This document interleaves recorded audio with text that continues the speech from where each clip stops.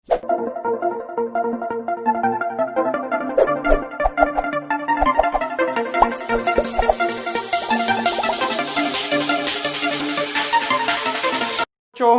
सभी का स्वागत करता हूं फिजिक्स ज्ञान मुकेश नाइक चैनल पे। आज हम लोग फिजिक्स पार्ट 2 का 14 नंबर का लेक्चर देख रहे हैं, ड्यूअल नेचर ऑफ रेडिएशन, और उसमें लेक्चर नंबर है 5th नंबर का, 5वां नंबर का लेक्चर से आज। उसमें हम लोग बात करने वाले हैं, सबसे मेन वो करने वाले wave particle duality of matter. इसकी जगह पे हमने इलेक्ट्रोमैग्नेटिक रेडिएशंस, तो उसमें क्या पढ़ा था एक बार रिव्यू लेना बहुत जरूरी है। मैंने आपको बताया था कि रेडिएशन, या हम लोग उसको लाइट कहते हैं, इलेक्ट्रोमैग्नेटिक वेव्स, है ना। देखा था कि पहले लोग उसको कहते थे कि ये वेव है भैया, लेकिन हमने प्रूव करके दिखाया कुछ प्रैक्टिकल करके, वो था फोटो इलेक्ट्रिक इफेक्ट। उससे हमने कहा कि ये पार्टिकल का भी नेचर है भैया, मतलब radiation wave as well as a particle, इसलिए wave particle duality of electromagnetic radiation heading था, याद होगा आपको 14.3, है ना। तो वेव के लिए क्या क्या, तो मैंने बोला था आप लोगों को कि ये इंटरफेरेंस या डिफ्रैक्शन के एग्जांपल दिया था, पोलराइजेशन के बहुत सारे एग्जांपल दे सकता हूं, लेकिन फिलहाल में बस हो गए। और पार्टिकल का नेचर दिखाने वाले जो प्रैक्टिकल थे वो थे फोटो इलेक्ट्रिक इफेक्ट और कॉम्पैक्ट इफेक्ट, ऐसे 2 नाम लिए थे मैंने, याद है, अच्छी बात है। तो इसके पहले और एक टॉपिक पढ़ा था, है ना, डे बोराई। उन्होंने एक बहुत बड़ा वर्ड इस दुनिया में लाया था कि matter is a wave, matter एक खुद वेव है। ये बड़ा स्टेटमेंट दुनिया में सबसे पहले डी बोराई ने, या डी बोर्गली, जो भी आप नाम लेते होंगे, उन्होंने लाया था। और वो भी स्टूडेंट होते होते, मतलब स्टूडेंट थे तब, पीएचडी कर रहे थे तब उन्होंने ये वर्ड लाया। और इस वर्ड के लिए ना कोई प्रूफ था, ना कोई प्रैक्टिकल एक्सपेरिमेंटली ऑब्जर्वेशन थे, कुछ भी नहीं था, तो भी उन्होंने कहा अगर हमारा नेचर सिमेट्री एग्जिस्ट करता हो तो 100% मैटर इज अ वेव होना चाहिए। और इसके लिए उनको तो पीएचडी तो अवार्ड हो चुकी है, लेकिन साथ साथ में उनको नोबेल प्राइज भी मिला। और बाद में जो डिवीजन और जर्मन एक्सपेरिमेंट जो हमारे सिलेबस में डिलीटेड पोर्शन में डाला गया है, और जे थॉमसन के जो बच्चे थे, जेपी थॉमसन, उन्होंने भी प्रैक्टिकली प्रूव करके बताया, और उनको भी नोबेल प्राइज 1937, और उनको मतलब डी बोराई को मिला था 1929 में नोबेल प्राइज मिला था, याद है। तो बच्चों, इस चीज को हम लोग क्या पढ़ रहे हैं अभी कि मैटर होगा, और मैटर एक वेव होगा, मतलब पार्टिकल। पहले क्या था, हमने माना था कि जो रेडिएशन आती, जो लाइट आती है, वो वेव होती है, और वेव से बाद में प्रूव किया कि वो पार्टिकल है, इसलिए उसको ड्युअलिटी बोला था हमने ऑफ इलेक्ट्रोमैग्नेटिक वेव्स। लेकिन आज हम लोग ऐसे बोलेंगे, उल्टा जाने वाले, मतलब पार्टिकल से वेव तक जाने वाले। क्यों? क्योंकि मीडियम हमारा अगर नेचर सिमेट्री हो तो ये भी चीज होना ही होना चाहिए एज पर सिमेट्री के रूल के हिसाब से। अच्छी बात है, बहुत बड़ा, मतलब वही तो बोल रहा हूं मैं, material particle show the wave like a nature under the certain segment, now then it is called the, आपके बुक्स के हिसाब से जो डिफाइन लिखी गई है वही तो, material particle show the like a wave like होनी चाहिए। वही तो बता रहा हूं आप लोगों को। पार्टिकल मतलब मैटर, मतलब क्या भैया, कंपोज किए वाली पार्टिकल्स है। अरे मैटर क्या होता है, पार्टिकल को कंपोज करना, उसको मैटर कहते हैं हम लोग, है ना। तो वही तो चीज है, मतलब पार्टिकल ही है ना, वो तो मैटर तो पार्टिकल्स है। अच्छी बात है, मतलब भैया उन्होंने ये कहा है दुनिया में सबसे पहले डी बोराई ने कि दुनिया की हर चीज, हर मैटर, तुम, आप, मैं, मेरे घर वाले, दार वाले, आपके भी घर वाले, मम्मी पापा की बात करो भैया, दूसरी कोई नहीं, ठीक है ना। बाहर वाले बोले तो दूसरा कुछ याद आता है। तो ये सभी चीज कौन है, तो वेव्स है, ऐसा कहना है। क्या हम लोग सही में वेव है? क्या हम लोग जो गड्डी चलाते हैं वो वेव है? क्या उसकी वेवलेंथ होगी? ये सभी चीजें आज छोटे छोटे चीजों में विथ आपके सामने में प्रैक्टिकली प्रूव करूंगा। और पार्टिकल है तो पार्टिकल के पास एनर्जी होती है भैया, फ्रीक्वेंसी होगी उनकी कुछ, जो हमने पढ़ा था, मोमेंटम होगा, ये सभी चीज होंगी। और इसके हिसाब से हम लोगों ने कुछ फार्मूले लिखे थे, उस फार्मूले को मैं प्रूव करने जा रहा हूं आज आपके सामने कि उनकी वेव का नेचर जो है तो कितना है और कितना नहीं है, इसके वेवलेंथ के हिसाब से हम लोग डिसाइड करने वाले। इसके पहले का लल्ला लेक्चर, अगर 4 नंबर का लेक्चर नहीं देखा तो जरूर देखना है, क्योंकि उसमें आप लोगों को भैया lambda is equal to H by P एक फार्मूला, दूसरा lambda is equal to H by M V, ये 2 नंबर का फार्मूला, तीसरा है lambda is equal to H divide by twice M, ये है भैया काइनेटिक एनर्जी, ये मतलब काइनेटिक। एक फार्मूला लिख के दिया, अच्छी बात है सर, और एक फार्मूला लिख के दिया था, याद होगा आपको,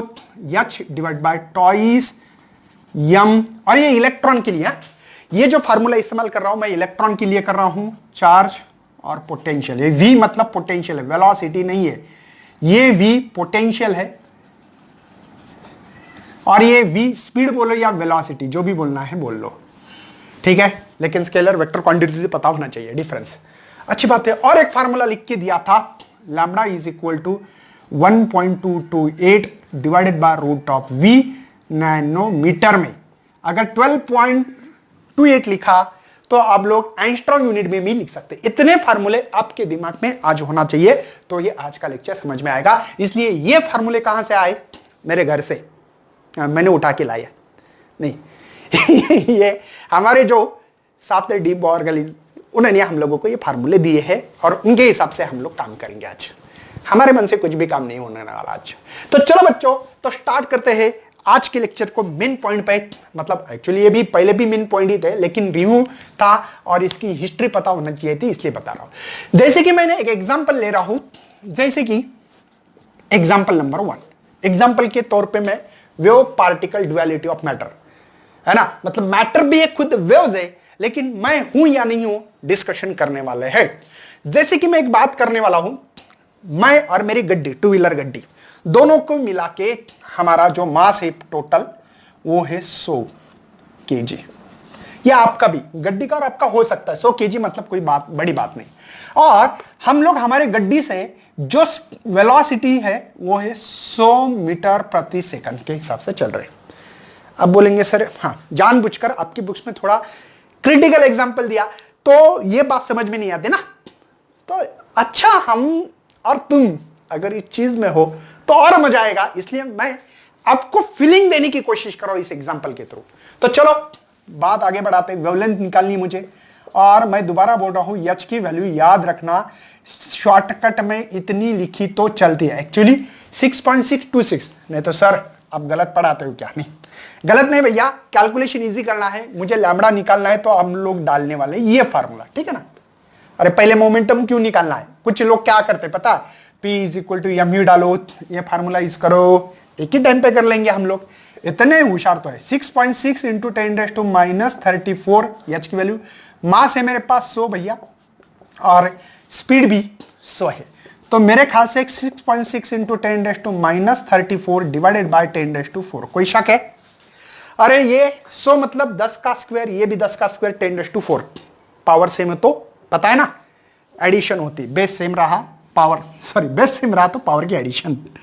तो 6.6 10⁻34 ये ऊपर जाने से माइनस होता है, जब भी पावर नीचे तो ऊपर गया तो उसका ऊपर, प्लस का माइनस, माइनस का प्लस, तो लैम्डा इज इक्वल टू 6.6 10⁻38, और ये हम लोग गिन रहे हैं मीटर में।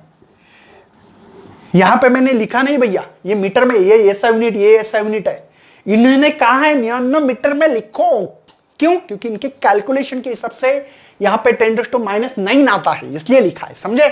तो ये भगवान इतना छोटी वेवलेंथ मिली है, अगर आप अपनी गड्डी चला रहे हो, गड्डी चलाना चालू होगी आपकी, ये गड्डी अपन चला रहे हैं 100 के स्पीड में, 100 किलोमीटर पर आवर नहीं बात कर रहा हूं मैं, इसको कर सकते कन्वर्जन किलोमीटर पर आवर से कर सकते हो, मुझे कोई दिक्कत नहीं है भैया, ठीक है। मैंने मीटर पर सेकंड एसआई यूनिट में सभी चीजें मैंने एसआई यूनिट में लिखी है। अगर आपको किसी ने कहा है कि यहां पे लिख सकते हो जैसे कि 90 किलोमीटर पर आवर, ऐसा मतलब जो अपन गड्डी चलाते, तो 90 5/18 लिख सकता थे। यहां पे 18 फाइजा है ना, ये हो गया 25 मीटर पर सेकंड लिख सकते थे। किलोमीटर मैंने मीटर पर सेकंड में दिया है, बात समझो। अगर इतने स्पीड से हम लोग चल रहे हैं तो इसकी वेवलेंथ इतनी होगी, किसकी, मेरी और मेरी गड्डी की, क्योंकि हम लोग मैटर है ना भैया, मैं और मेरी गड्डी, तो इसकी वेवलेंथ मतलब इतनी वेवलेंथ कितनी छोटी हो गई है, 10⁻38, बहुत छोटी होगी, -38। भगवान, मतलब ऐसा लिखते हैं ना हम लोग 0.1 2 3 4 5 6 7 तो 37 जीरो लिखना है, बाद में ये लिख के ये लिख सकते हो। इतनी छोटी वेवलेंथ है, मुझे जीरो लिखने में भी आलस आ रहा है भैया, क्योंकि इतना कौन लिखता है यार, लिखने की कोई हद होती है कि नहीं हम लोगों को, ठीक है ना।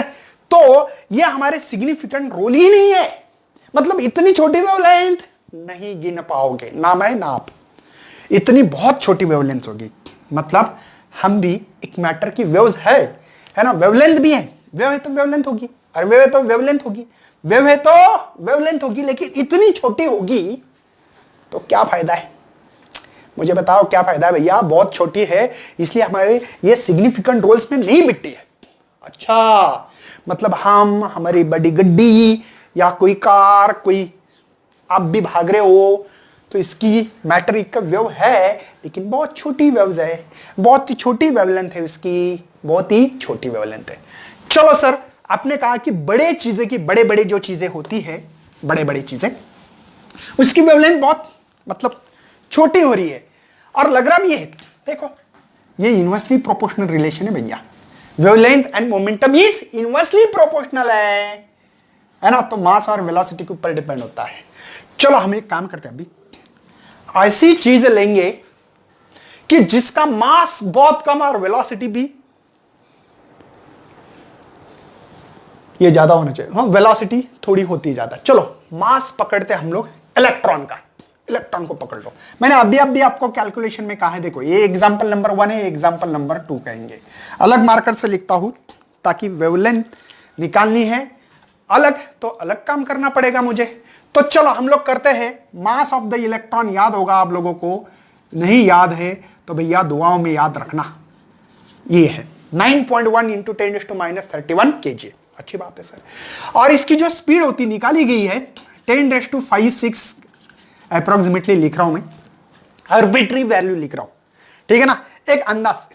चलो सर आप निकालो वेवलेंथ, तो H/mv, H है मेरे पास 6.6 इंटू 10⁻34 जूल सेकंड, मास है इसका, मैं 9 अप्रोक्सीमेटली लिख रहा हूं ना भैया, तो 9 लिखूंगा मैं, है ना, क्योंकि हम लोगों को अप्रोक्स वैल्यू निकालनी है। हम लोग कहां कैलकुलेशन, मुझे ये बताना है आपको, मैटर इज अ वेव है, लेकिन ये वेव क्यों नहीं है हम लोग सिग्निफिकेंट रोल में ला रहे, क्योंकि ये बहुत छोटी है।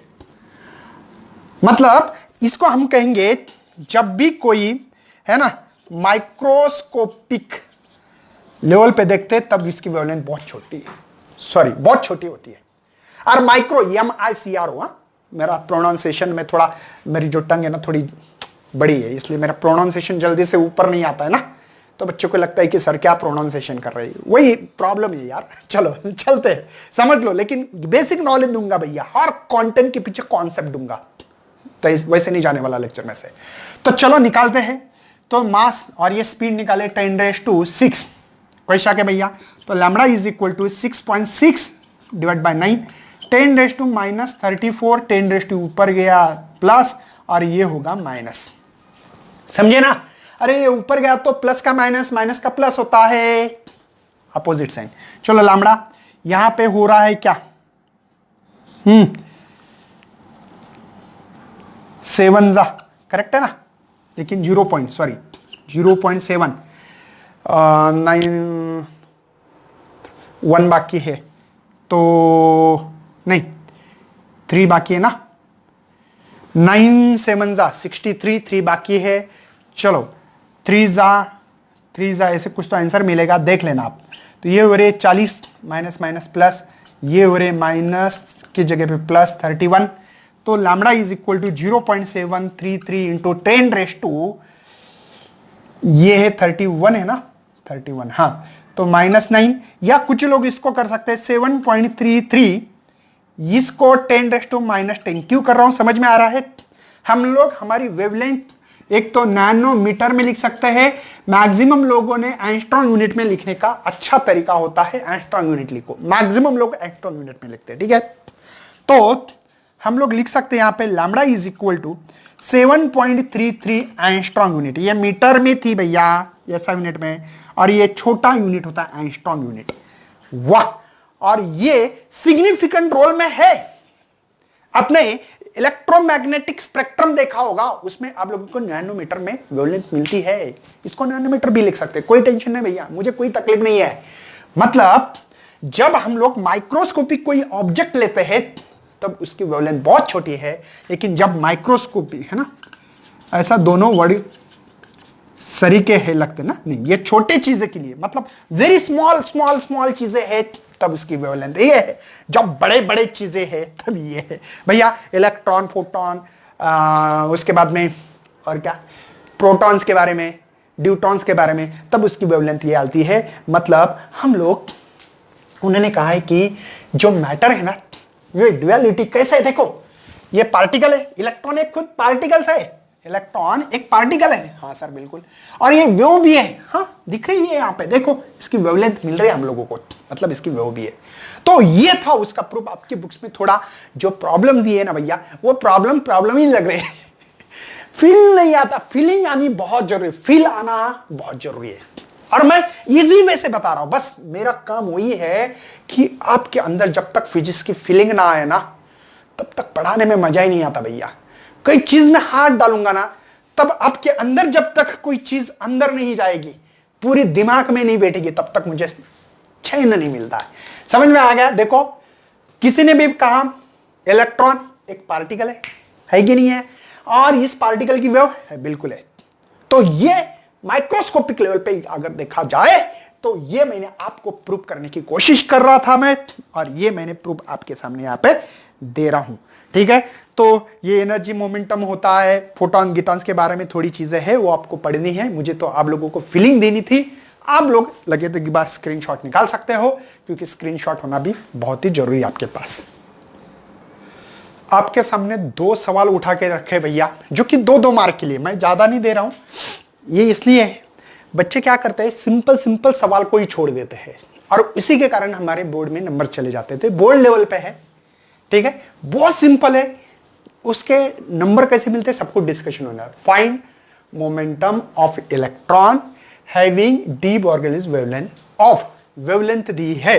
देखो आंसर में क्या लिखना है आपको, सबसे पहले दिया है 0.5 एंगस्ट्रॉम यूनिट, तो 0.5 एंगस्ट्रॉम मतलब क्या, 10⁻⁻10 मीटर या यूनिट में करना पड़ेगा मुझे, ठीक है भैया। कुछ लोग इसको ऐसा लिखा तो क्या प्रॉब्लम है भैया, ये और ये कुछ अलग नहीं, 0.5 मतलब हाफ है ना, अरे 1 का हाफ 0.5 होता है, कैलकुलेशन इजी करने के लिए, बाकी कुछ नहीं। मुझे निकलना है मोमेंटम, क्या है h/λ, lambda is equal to, मैंने अभी तो फार्मूला लिख के दिया आपको, बस खत्म किस्सा। h की वैल्यू सबको याद होना चाहिए, 10⁻34 डिवाइडेड बाय 1/2 10⁻10। तो मोमेंटम ये ऊपर जाएगा, 6.6 इंटू 2 कर सकते, डिवाइड का डिवाइड, अरे डिवाइड का डिवाइड न्यूमरेटर बनता है, और 10⁻, इसमें से 10 गए तो -24 होगा, अरे 10 गए तो इतना ही होगा ना, तो चलो P इज इक्वल टू यहां पे होगा 2.13, मल्टीप्लिकेशन आता है ना, 6 to the 12, 1 आ गया, 12 13, 10⁻34 kg मीटर प्रति सेकंड। मोमेंटम का SI यूनिट बहुत इंपॉर्टेंस है, बताऊंगा मैं आपको। नंबर सुनते ही फार्मूला लिखा तो आधा मार्क, गिवन वैल्यू पुट किया तो आधा मार्क, इसके लिए कोई मार्क नहीं है, इसके लिए डायरेक्ट 1 मार्क है। लेकिन मार्क कैसे भैया, आंसर विथ प्रॉपर यूनिट के लिए मार्क है। अगर आंसर लिखोगे तो आधा मार्क, और यूनिट लिखोगे तो आधा मार्क। ये नंबरिंग देखो, आधा प्लस आधा 1, और ये 1, 2 मार्क, इसको आपको 2 मार्क मिलेंगे। अगर आपने यूनिट नहीं लिखा तो आपको 1.5 ही मार्क मिलेगा। यूनिट भी लिखना बहुत ही जरूरी है, समझे। बहुत इजी सवाल होते हैं, जानबूझकर देख लेना क्वेश्चन पेपर, मैंने पास्ट ईयर के क्वेश्चन पेपर दिए, जाके देख लेना। फिजिक्स ज्ञान है ना, टॉपर आंसर सीट डालो, वो टॉपर के आंसर सीट में देखो 3-4 लाइन में उन्होंने 2 के 2 नंबर्स मिले हैं, कभी भी चेक करना, मैंने ही डाले हैं। चलो, calculate the de Broglie wavelength of an electron moving with, देखो इलेक्ट्रॉन मूव हो रहा है, क्वेश्चन नंबर 2 का आंसर है हमारे पास, मूव हो रहा है, जो भी स्पीड होगी इसकी 1/3 है। इलेक्ट्रॉन मूव हो रहा है, जो कि लाइट की जो स्पीड है उसके 1/3 है of the speed of light in vacuum. और वैक्यूम में लाइट की जो स्पीड होती है पता होना चाहिए 3 × 10⁸ है भैया, मीटर प्रति सेकंड। चलो तो स्पीड निकालेंगे इलेक्ट्रॉन की, तो 3 × 10⁸ डिवाइडेड बाय 3 से 3 मर गया, तो 10⁸ मीटर प्रति सेकंड होगी। एक बात निकालना क्या, वेवलेंथ निकालना। वेवलेंथ के लिए फार्मूला h/mv होगा, p के जगह m आ रहा है, क्यों, क्योंकि स्पीड दी है। और मास किसका, इलेक्ट्रॉन, तो ये चीजें याद होना चाहिए। Mass of the electron 9.1 × 10⁻31 kg होती है, मास इलेक्ट्रॉन की मास है। तो h की वैल्यू 6.63, सबको याद होना चाहिए, कांस्टेंट वैल्यू भैया। मास है, मुझे कभी कभी बुक्स में देते भी है, क्वेश्चन में दिया जाता है ऐसे, कभी कभी नहीं होता, तो याद होना चाहिए। और ये है 10⁸. तो लैम्बडा यहां पे हम लोग डायरेक्ट डिवीजन कर रहे हैं, 9 मान रहे, करीब करीब उसको 6.6 ही मान रहे। देखो तो 7 जा 3 जा 3 जा, अभी तो कैलकुलेशन की है मैंने, ठीक है ना। हाँ, अब ये पावर 10⁻34 ये ऊपर गया तो प्लस और ये इधर माइनस, तो लैम्बडा इज इक्वल टू भैया हम लोग लिख सकते हैं 0.733 या 4 भी लिखो लास्ट में। अब मुझे बताओ ये इधर आने के बाद कितने हो रहे, 42 माइनस 42, ये है आपके 31, तो 0.733, ये 31 गया, 42 है तो -11 होते है ना, या 12 लिखना है तो लिख सकते हैं, या शिफ्ट भी करना है तो कर लो, आपकी मर्जी, ठीक है। तो 10⁻−12 होंगे, शिफ्ट किया मैंने, मीटर में है। किसी ने कहा है कि सर और यूनिट चेंज कर सकते हैं, 7.334 लिखो, और यहां पे इसको पिकोमीटर कहे जाता है, 10⁻12 पिकोमीटर होता है। देखो जैसे कि मिलीमीटर 10⁻3, माइक्रोमीटर -6, नैनोमीटर 10⁻9 मीटर होता है, ये मीटर में, हाँ कन्वर्जन कर रहा हूं। पिकोमीटर तो 10⁻12 मीटर, फेम्टोमीटर 10⁻15 मीटर, है ना। Centimetre 10⁻2, decimetre 10⁻1। बस हो गया ना भैया, आप कितना पढ़ाओ, है ना। तो बच्चों इस चैप्टर को ही यहां पे एंड अप कर रहे हैं हम लोग, चैप्टर हो गया खत्म। नेक्स्ट चैप्टर आपके सामने मैं लेके आऊंगा, 15 नंबर का जो चैप्टर्स होगा उसके ऊपर हम लोग अच्छी तरह से डिस्कशन करते रहेंगे, बहुत मजा आने वाला। एटम मॉलिक्यूल न्यूक्लियर पहले सिलेबस में था, आपके सिलेबस में आपके सामने यही चैप्टर का जो नाम रखा गया structure of atom and nuclear. पहले कौन सा चैप्टर था, एटम्स मॉलिक्यूल एंड न्यूक्लियर। वो एटम नहीं है भैया, क्लास में आ जाओ, बाहर चलने मत जाना, ठीक है। तो वो लेक्चर लेके आने वाले, बहुत मजा आने वाला है, बहुत इंटरेस्टिंग टॉपिक्स है। तब तक मैं सबको करता हूं बाय। अगर इस चैनल पे नए हो तो सब्सक्राइब करना, लाइक करना, साथ में आप दोस्तों को ज्यादा से ज्यादा शेयर करना। Thank you and best luck for your study.